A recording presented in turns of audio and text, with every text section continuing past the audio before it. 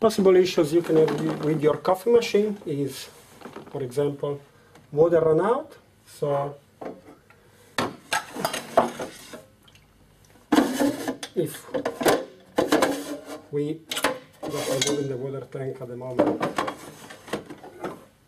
the machine will have this characteristic sound, and this when water runs out, what we need to do is switch the machine off wherever we're making coffee or steam, leave the machine off, ensure we put water into the water tank on the top again.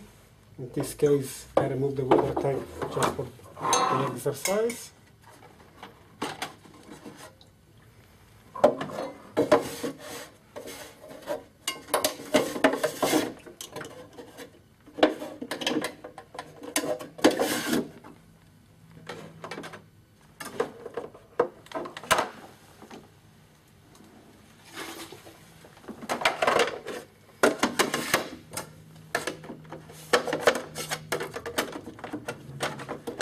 First thing we need to do is prime the machine. So we are ensured there is water, the tube is not kink or blocked.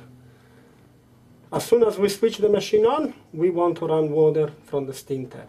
So machine on, run.